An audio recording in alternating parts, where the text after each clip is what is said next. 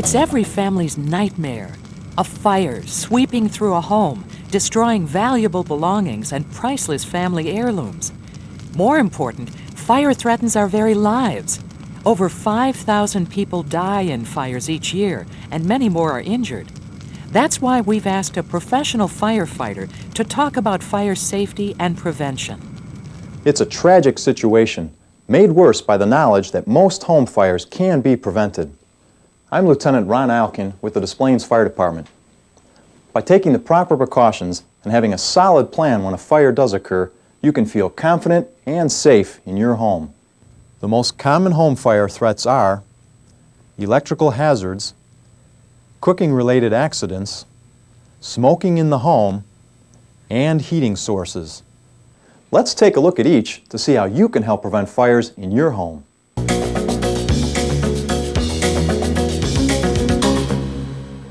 The fire started in my daughter's bedroom through an electrical malfunction in a clock radio that was in her room on her nightstand. The room where the fire was completely engulfed. Hallway and all the rooms on the second floor were engulfed in smoke. Smoke damage was the biggest thing for the rest of the house. And then the water damage that came down on the first floors was a resultant of the fire. Electricity flows through outlets and powers appliances in every room of your house. Misusing electricity can spark a fire instantly. Never use extension cords to plug in household appliances. To help protect your home, have a professional electrician check your electrical wiring. Replace any faulty wiring or missing wire insulation. This is especially important in older homes that may not be up to current building codes. An electrician should test your circuit breakers or fuses to determine if they are approved to handle your home's capacity. Make any necessary modifications. Don't overload outlets with plugs and adapters. Some older homes may not have the capacity to handle today's powerful electrical equipment. Keep extension cords out of high-traffic areas and don't run them under rugs. In the laundry room, check dryer vents regularly to prevent lint buildup, which can trap heat and spark a fire inside the dryer. Also, be sure the vent is made of rigid metal, not plastic.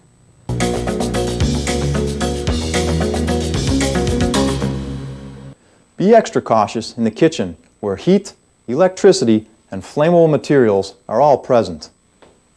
To help prevent a kitchen fire, never leave a burning stove unattended. If a fire does start in a stovetop pan, cover the pan with a metal lid and turn off the heat. If this doesn't stop the fire, use an ABC extinguisher or baking soda to smother the fire. Do not use water on a grease fire. If a fire starts inside the oven, keep the oven closed, turn off the heat, and immediately call the fire department from another location. The fire department and other emergency numbers should always be kept near the phone. Help prevent electrical fires in the kitchen by checking your appliances for faulty wires. Unplug kitchen appliances when not in use.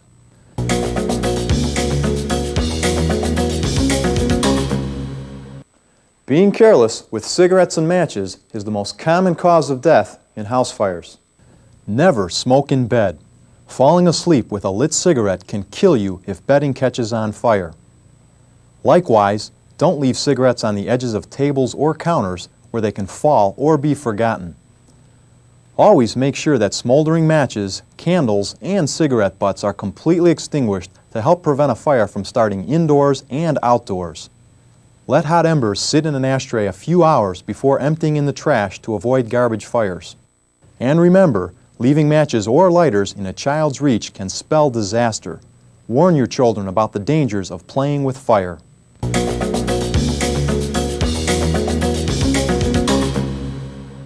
Heating equipment must be installed properly and maintained well in order to help prevent fire hazards. Check regularly for rusted parts, insecure mountings, or frayed wires. Place space heaters at least 3 feet away from walls, bedding, clothing, or other flammable materials.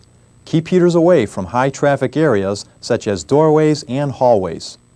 Store combustible materials such as paint and kerosene in approved containers away from heat sources.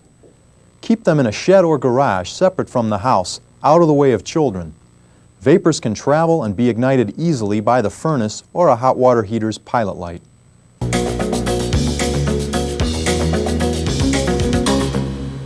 My daughter being at home at the time, sleep on the couch on the first floor, waking up to the sounds of carbon monoxide detector. It was an unsettling experience, that's for sure, for my wife, my daughter, and each one of us went through varying degrees of effects from the fire. Fire safety goes beyond preventing fires. It also means preparing for an actual fire with a warning system and a solid escape plan. Your warning system should include, at the very least, a smoke alarm on every level of your home and near rooms where people sleep. Detectors should be placed at least 6 inches from where the wall and ceiling meet, or as manufacturers recommend. Keep them away from heating and cooling ducts, which can blow smoke away from the detector. Batteries should be changed in your detectors every 6 months. Detectors older than 10 years should be replaced entirely. At least one fire extinguisher should be readily available on each floor of the house. Choose ABC or dry chemical extinguishers, which are effective on all types of small fires. In addition, install carbon monoxide detectors near sleeping areas and near fuel-burning appliances such as furnaces and stoves. Carbon monoxide is an odorless gas produced by incomplete combustion that quickly overcomes and kills its victims. If a carbon monoxide detector goes off, evacuate the building and call the fire department. Do not re-enter the house until the source of the carbon monoxide has been discovered and fixed.